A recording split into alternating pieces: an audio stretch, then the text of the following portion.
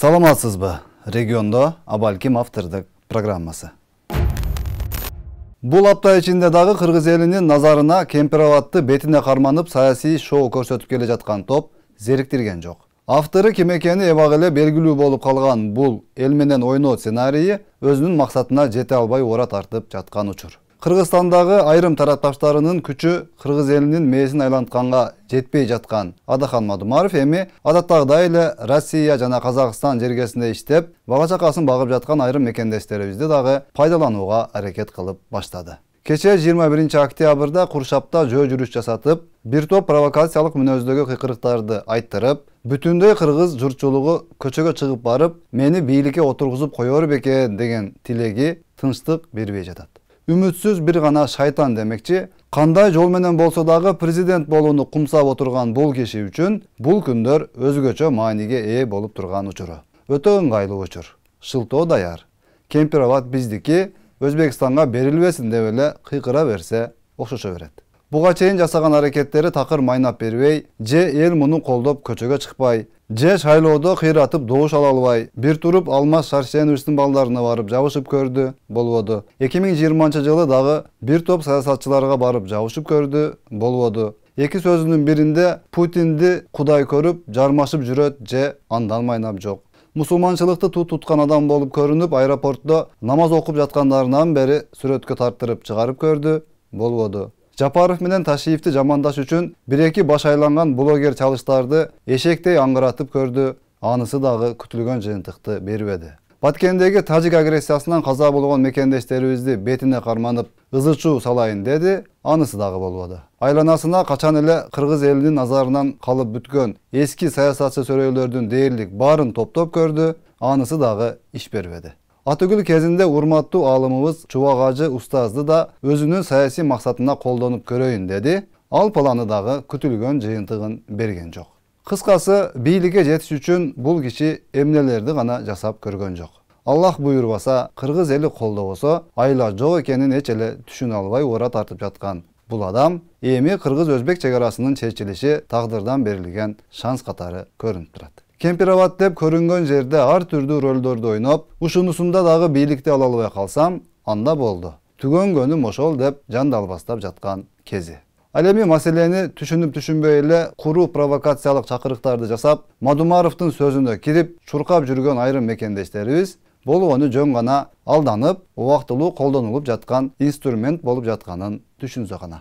Маселе чек арада же Кемпироватта эмес, маселе бийликти бир амалдап эйлеп алышта болуп жатканын аңдап жетишсе гана.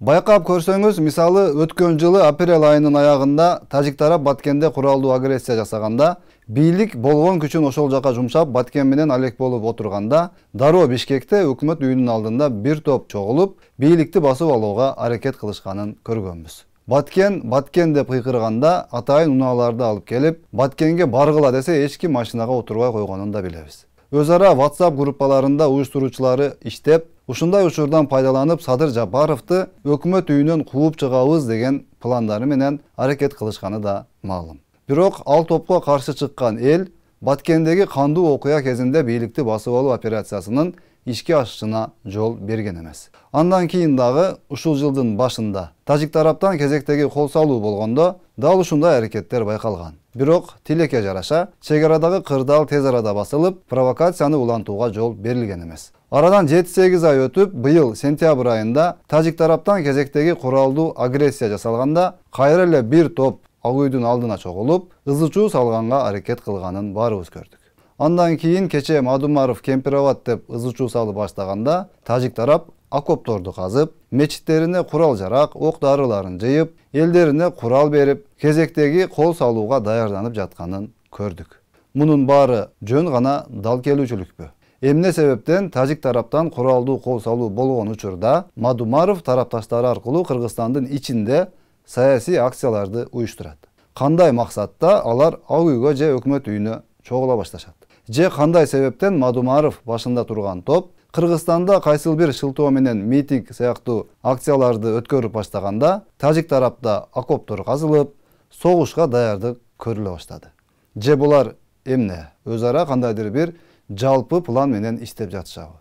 Эмне себептен күн алыс интернетте сайрап, чукул кайрылуулар менен чыгууну адат кылып алган Адахан Кимсанбаевич бир да жолу Эмомали Рахмонго чукул кайрылуу жасап, жанагы 275 метр жолду силердики деп кол койгонум менен ал күчүнө кирген эмес. Ал кагазга бир жериңерди арчып койгула деп катуу айта албайт. Акыры болгон заарын кыргыз элине, кыргыз бийлигине чачууга батынып эле жүрбөйбү? Анан неге тажик президентине ачык чыгып, ошол кыргыздын жерин тажиктерге берип, кайра өзүбүзгө 49 жылга арендага алган акмакчылык тууралуу кескин сөз айта албайт? Коркобу? Же тили кысык жери барбы? Эмнеге дал ушул Тажикстандан агрессия болуп жатканда Мадумаров тарабынан кыргыз бийлигине асылуу, элди көчөгө чыгаруу, ак үйгө алып баруу аракеттери көрүлөт? Эмне себептен Баткендеги контрабандисттерди кармап, жолун тосса, Мадумаров жетип барып, алардын таламын талашат дагы, тажик бийлигине бир да сөз айта албайт? Башка өлкөнүн президентине сүйлөй албайт да дешибиз мүмкүн. Анда неге эки сөзүнүн биринде Путинге сыйынып, анын сөздөрүн цитата кылып бетине кармап туу тутуп жүрөт? Нурсултан Назарбаев тууралуу дагы сүйлөй алат. Бирок өзүнө окшоп Путинсиз жашай албаган Эмомали Рахмонго бир да каршы сөз айта албайт. Эмнеге экенин бир гана Кудай билет. Жана Адахан Кимсанбаевич өзү жакшы билери анык. Саясатчылар арасында бүгүнкү күндө Садыр Жапаров менен Камчыбек Тачиевдин айланасынан акырын жылып кетүүнү көздөп жаткандары да аз эмес. Аны эми баарыбыз көрүп, түшүнүп турабыз. Буларга эми албетте катуу убадалар берилип, эртең биз бийликти алабыз, анан сен мындай кызматка барасың, сен тигиндей болосуң, паланчаны камайбыз, түкүнчөнү ошондо кыйнап сазайын беребиз. Буягы сүйлөшүлдү, баланча менен чечип келдим, бизди колдомой болду, түкүнчө менен сүйлөштүм, ал акчалай каржыламай болду деп күнү түнү өздөрүнчө сүйлөшүп, ал эмес чоң кызматтардын баарын бөлүштүрүп, тизме кылып отурганы бештен белгилүү деңизчи. Президент Жапаров менен Ташиевдин айланасында жүрүп, кызматтарга барып, элге кызмат кыламын деп убаданы берип коюп, акырын арттан бычак урууга даярданып жүргөндөрү да жетиштүү.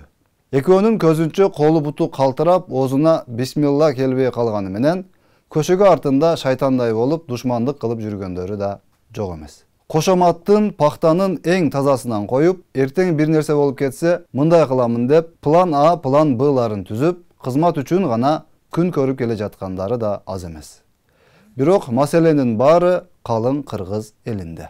Кыргыз эли колдоп, таяп, биримдикте мамлекетибизди алдыга тартып кетели, президентибизге жардам берели, бузукуларга курал болбостон, жакшы жагыбыздан дүйнөгө атыбыз чыгып, чек араларыбызды тактап, иреттеп, бекемдеп, сырткы душман капталдан сокку урамын деп турганда сак бололу. Ич ара ызылдашып, орто жолдо тас тополоң салынып, ички душмандардын арам ойлоруна азгырылып, өлкөбүздү жоготуп албайлы деген нукура мекенчил элибиз гана бардык маселеге чекит кое алат жана акыркы сөздү бир уч саясатчы чалыштар же блогер чалыштар же активист чалыштар эмес, калың кыргыз эли айтат. Анткени мекенчил кыргыз эли баарын көрүп билип турат. Ким дипломун бар деп бүткүл кыргыз элин алдап, аферист экенин көрсөткөнүн, ким жерлерди казактарга өткөрүп берип салганын, ким Тажикстанга өз жерибизди беремин деп макул болуп, кол коюп келгенин, ким Кемпироватка бир уч кишилерди чакырып, эт берип, алдап сулдап, наркоман акын чалыштарды чакырып алып, анысына жол киресин бербей көчөдө калтырып, кыскасы аферисттер бири-бирин алдап, жанын жеп, элдин алдына чыгып алып, Куран, хадистен сүйлөп, Кемпироват үчүн өлөмүн деп коркутуп, күлүмдү Кемпироватка чачып койгула деп керез айтып, популизмдин чегине жетип, Индия кинолорундай болуп элди ыйлатамын, жүрөгүн эзип, көчөгө чыгарамын деп атып, тетрисинче комедия болуп, элдин баарына шылдың болуп жүрүшкөнүн эми албетте кыргыз эли тамаша кылып отурат да. Эмнеси болсо да Кыргызстаныбызда тынчтык болсун, бетеге кетет бел калат, бектер кетет эл калат демекчи. Мунун баары убактылуу нерселер гана. Ынтымак, биримдик, түбөлүктүү тынчтык берсин. Ички дагы, тышкы дагы душмандарыбыздын жаман тилектери өздөрүнө буйруп, өзүнөн ашпай эле койсун. Саламатта калыңыз.